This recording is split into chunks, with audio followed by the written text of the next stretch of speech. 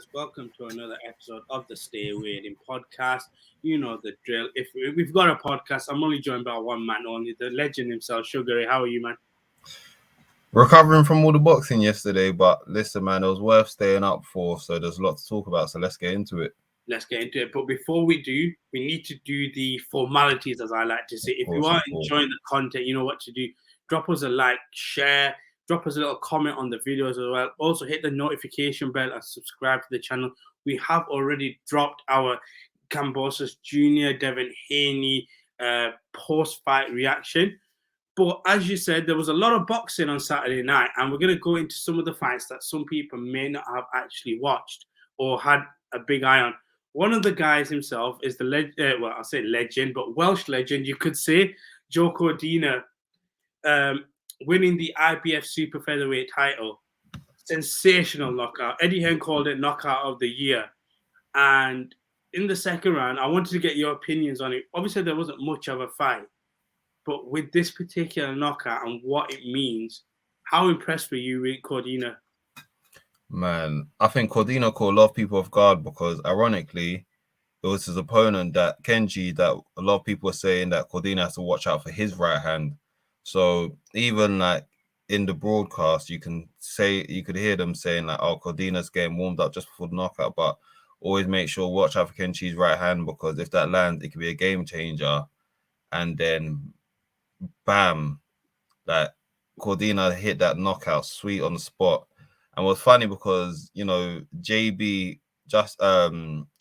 Buatsi, who was in the Olympic squad with Cordina, was on the broadcast. And there's a funny video clip where you can see, like, I think it's from the crowd maybe, where Buatsi takes off his headset, runs to the apron and starts hugging Cordina. And it's just like, man, you love to see moments like that, because it's kind of, I remember this guy's on a broadcast, so he's like literally mid-broadcast, celebrating, takes it off. And the craziest thing is, I don't even think the broadcast will, not the broadcast, sorry, I don't even know if the knockout was like completely ruled at that moment. It was just more of maybe got to like 7 count, and then Buatsi just thought, nah, he's not getting up, so he just flung his headphones off and then went to hug Cordina. And man, what an emotional moment in the Mo Point Arena. And you can see how much it meant to Cordina. Eddie Hearn was in the ring straight away celebrating with them. And man, what a night for Welsh boxing. I think he becomes the 13th Welsh world champion. So I think it's a good lineage. Obviously, you got people like Macronelli, can't forget Joe Calzaghe. So it was just a good feel-good moment to watch. And I was watching a lot of like Matchroom and the Zone content this week on Joe Cordina. So just seeing how I think he treks from Cardiff to Brentwood daily for training and puts a lot into the training camp. So we always like to see hard work, you know, get rewarded. And what a night it was for Cordina. So I guess that, because I think there's certain points I think define you as a fighter. I think this was like that moment that got probably more eyes on him, or because of the way that it was actually done. It wasn't a decision, it was a knockout. Yeah. So even if you didn't watch the fight live, you went back and you tried to find the fight live. But I guess once you go from there, it's what's next for you. Yeah.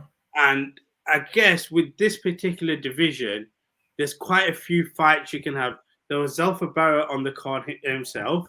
Yeah. It looks like the mandatory is going to be Shavkat Rakimov. Hope I pronounced that correctly to start with. And then there's the one that is probably the most luxury fight. The boogeyman of the division. But it won't happen, I don't think. And that's Shakur Stevenson. I guess if you are Joe in this particular case, where are you going when it comes to this? I'm a bit annoyed and a bit confused, because I thought that Zelfa Barret fought for the IBF mandatory shot 2 fights ago. So this fight that's happened with Ogawa potentially could have been Zelfa Barret versus Ogawa. Obviously, Matchroom went with Cordina for, I'm presuming, commercial reasons. So then Zelfa Barret done the smart thing. He fought on the same card, which we'll talk about in a bit. And then he got a unanimous decision. Very good shutout, very good technical victory. And to win the European title. So I was thinking automatically, all right, cool. Zelfa Barrett's on the card. He's going to be his next title defense. And if he can get through that big domestic dust up, then they can go and let him face Shakur Stevenson. But then obviously hearing about Rakimov, now I'm just like, so what happens now? Does Zelfa Barrett get screwed over? Should Zelfa Barrett go fight Gutierrez, who's got the other, title in this division? Like, this isn't making sense in regards to, the title shot next for Cordina. And I think like that domestic title shot between him and Barrett could have done well to build up Cordina's profile more. And if Cordina can get through that, then the winner faces Shakur. But I doubt that Rakimov would want to take more step-aside money, because I think he's already taken a step-aside before. So he's going to want his shot. I was going to say, you said let's talk about Zelfa. So let's just briefly just touch on him then. Yeah. With Gutierrez, if he was to take that particular route, he's not made any defenses of his belt and stuff. Yeah. Yes, being the division that it is, would it be classed as a main event built fight, or would it have to be put on a card with somebody else, if that makes sense? If it's hosted by DAZN, I expect Eddie Hearn to work his magic, but I also think Eddie Hearn said something commenting on Zelfa Barrett's fight where it was dominant, it was technical brilliance. Like, some of the combos Zelfa was reeling off was like really magical, but he needed that finish. He really needed to step on the gas just that bit more, just to put him out of there. Like, it was a very masterful performance, but in terms of like marketing yourself, this was the time where you needed to put in the finish. And then, unfortunately, for whatever reason, Zelfa never got his post-fight interview, which I think a lot of people have even said they're upset about, because if many didn't know, coming into this fight, I believe the day of the fight was literally a year on from his mum passing, rest in peace. And I feel like it would have been a really good feel-good moment to let Zelfa have that. And also a good moment to showcase himself to the fans and show him how endearing he can be. That him as well, I'll see him like pre-fight content and of him saying like, listen, what this fight meant so much to him, and he just knew that I can't lose and I won't lose on this date. So I feel like we missed the moment with having Zelfa on the mic just to, put a stamp on the fact that, listen, this is my date. I've won European title, give my shot against Cordina, and then, make it a big domestic dust up on top of that. So it'll be interesting to see where Zelfa Barrett goes from here, because I'm sure he's going to want that world title shot before, Thanos, aka Shakur Stevenson, comes collecting the rest of the belts. Because, I was going to say then, moving on from domestic fights here, and you talked about missing the mark, and I feel like, for me, short-time PBC missed the mark here with scheduling. I'll say that because Stephen Fulton made his defense of his titles at 122 against Daniel Ramon, and for me, the fight in itself, it was a masterclass from Fulton. Yeah, technical brilliance. When we talk about marketability, the fact that you've got another big fight happening that is being primed to show in the US, and you're putting a champion on here who arguably had one of the best 2021s. Yeah. I think they missed the mark with it in terms of the marketability, but the fight itself, just for me, just dominated, just showcased why he's probably the best at 122. And I want to know your opinion on that. I think, you know what? I don't blame Showtime, because from what I remember, Showtime had this date before ESPN had the lightweight undisputed fight. So I guess for Stephen Fulton, I think he was even saying himself, like, he was just going in there, made that defense, go in there, show what he can do.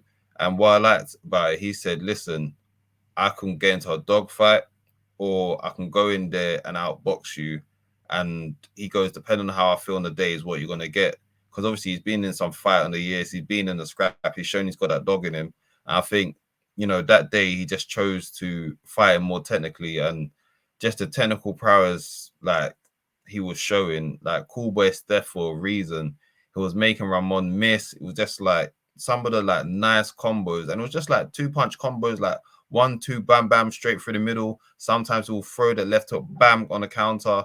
And so it was like each round he'll decide on, do I want to sit back and counter perfectly, or do I just want to push him but just hit him with like so much, just good precision. And I remember the commentator saying yesterday, something has to give. You can't be blessed with everything. So Stephen Fulton may not have the power, to be as entertaining as he would like to finish fights. But seeing the technical prowess and capability, and this goes back to, for example, speaking on Haney, I feel like with Haney, he had a similar performance, but I think the difference was there was no razzmatazz. It was just like he was just dependent on the jab, safety first. Whereas Cowboy Steph was showing off his reflexes. He was like the way he was countering, like making Ramon miss and then counter him like bam bam. And this is a guy Ramon was seen as a boogeyman, and Steph just said no. I'm gonna go in there and school you, and that's what he done. He took him to school. So now, Cowboy Steph has potential undisputed fight at the end of the year with Akhmadaliev at 122, which I think he's looking to have. I think Akhmadaliev has a mandatory coming up, but if we can get an end of year undisputed run just to cap off this year of undisputed rush, that would be brilliant. I'd want a big fight for Cowboy Steph to like get his name out there because he deserves it. And yeah, the display he put on, the slickness, the combos, and it was simple combos, but like I said, sometimes you gotta have that pop with it. You gotta have that razzmatazz. You gotta make them as soon as they miss, bam, hit, bam, bam, 1-2. And I feel like Cowboy Steph just put on quite like the performance, and it's the range that he has. Is like if he needs to go in there and have a dogfight, or have a dogfight. If he needs to go in there and outclass you, he can outclass you. If he needs to go in there and counter, bam, bam, like he'll do it. And even at the end of I think near the end of the 11th round, he just decided to get into a dogfight again. After outclassing him, it's almost like he said, you know what, let me switch it up for the fun of it. And then he got into a dogfight with Ramon, which I think Ramon was probably waiting for, and he beat him at that as well. And it's just like, man, I can't say enough good things for Cowboy Steph. So Showtime are good at, marketing a lot of these fights. So I hope that Cowboy Steph gets the push that he can, because I know that his division is not the sexiest, but with the right opponent, I think they can do it. So once again, boxing looking exciting. So super featherweight, super bantamweight, let's keep it going. I was just gonna say, at the end of the fight, even Ramon said, he goes, I think he's the best at 122. But how likely then, just looking for a round, you think we get a undisputed fight? Because it just seems like logical. It's not a case of there's another person with the belt. It's 2 versus 2 right now. So it kind of makes sense that, again, I know it's easy to say, but you just fight for all the belts, but it just makes logical sense to be the next big fight to happen. Yeah, I think he's saying he wants to go up. So I know he wants to go up. He called that Inoue as well. So that was very interesting to hear. So I think what might happen is that they will look to make undisputed at the end of this year. Like I said, Akhmadaliev does have a mandatory coming up. So because he's got 2 other belts as well, so what I'm going to presume he's going to do 1 mandatory, and then the next mandatory is going to give them step aside to make undisputed. And if Cowboy Steph caps off the year with that, what a 2-year run. And 2, I think he moves up in weight, where he might give up more size. He's not going to have the power, but he showed yesterday he's got the skills to pay the bills and the slickness. So it'll be, listen, man, if you haven't tuned into Cowboy Steph, because that's a cool character right there, no pun intended. And it's just as a marvel to watch him fight. So that was like a good way to cap off the boxing yesterday. So we went from Cordina's knockout to Steph's slickness to undisputed Devin Haney. So what a weekend it's been of boxing. I was gonna say, I think we've talked about like sometimes how boxing's not hit where it should be the best not fighting the best, but I think we're getting this new wave of fighters coming through that are pushing promoters to be like, we've got options. We want to make these particular fights. And competition as well. You know what? Sometimes people say social media is bad, but I think because of social media, we're able to get these fights because people call each other out. But we are going to wrap up today's episode. As always, guys, if you are enjoying the content, you know what to do. Like, share, and subscribe to the YouTube channel. Drop us a comment. Let us know your opinions on everything, all things boxing. Hit the notification bell so you're the first person to see these videos, and you're the first person to like and do all that good stuff. But we are going to wrap up today's episode. As always, Ray, I'll give you the final words. What's the best thing that people should know right now? Like you said, boxing's been making these great things through social. So through them social, sir, some love. YouTube, Instagram, Twitter, TikTok, stay weighed in. And with that, guys, love and peace.